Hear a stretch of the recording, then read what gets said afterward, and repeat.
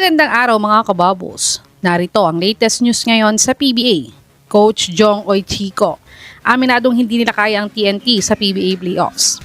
TNT kumuha ng backup import nila ngayong PBA playoffs. At Titan Ultra nilagay na sa trading block ang isang star player nila.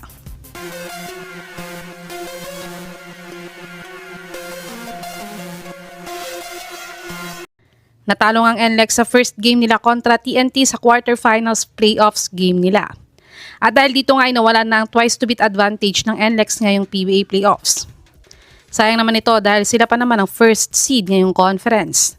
At sila lang ang team ngayong Commissioner's Cup na naka 10 wins. At ayon nga sa head coach nilang si Coach Jong, ay lumabas nga daw ang maturity at experience ng TNT sa PBA playoffs. At ganun daw talaga ang PBA playoffs. Kaya mga kababos, may chance pa ba ang NLEX na talunin ang reigning Commissioner's Cup champion na TNT sa Sabado? I-comment nyo na po yan sa baba. Dumako naman tayo sa balitang kumuha daw ng backup import ang TNT ngayong PBA playoffs. Naka-force nga ang TNT ng do-or-die Game 2 kontra sa NLEX last Wednesday. Ito ay matapos nilang matanggal ang isa sa twice to beat advantage ng NLEX. At nagre-ready na nga ang TNT para sa semifinals ng PBA playoffs. Dahil ayon nga sa source na to ay kinakausap na nga daw ng TNT ang former super import ng Bay Area Dragons na si Andrew Nicholson na gawing backup import ni Bobo ngayong PBA playoffs.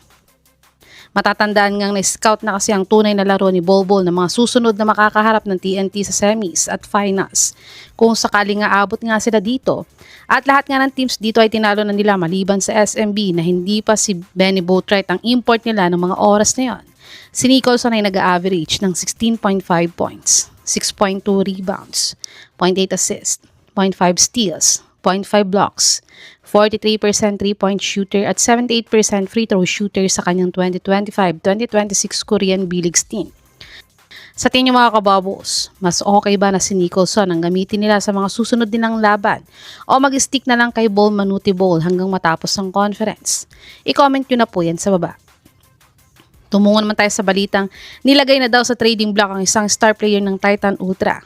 Ang Titan Ultra nga ay ang pinakakulelat na team ngayong Commissioner's Cup.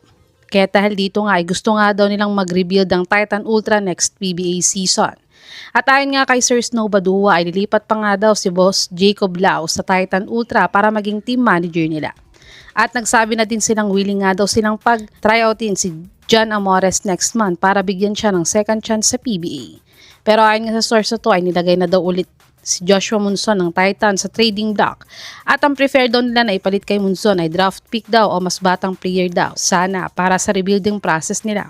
May pending trade din si Joshua Munson at Jordan Heading bago ang PBA playoffs. Pero hindi pa nga sumasagot ang TNT kung papayag sila sa counter offer ng Titan Ultra para kay Munson.